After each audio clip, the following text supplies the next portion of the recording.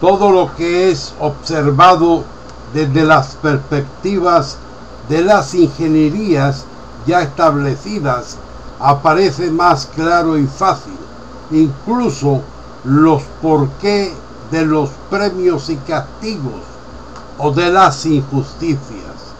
Todo lo que existe como respuesta material y física o psíquica y metafísica posee totales implicaciones matemáticas como desarrollos de causas y efectos, y que por analogías son tratables por las ecuaciones clásicas de las diversas ingenierías,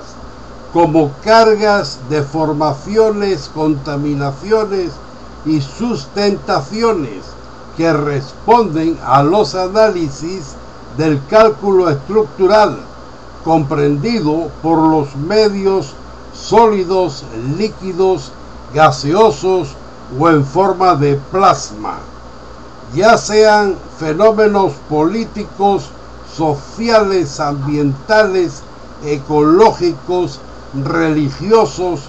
fisiológicos o psíquicos, etc., ya que las leyes como ecuaciones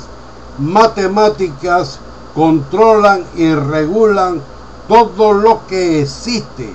y en cualquier naturaleza que se exprese. Alfonso Játiva.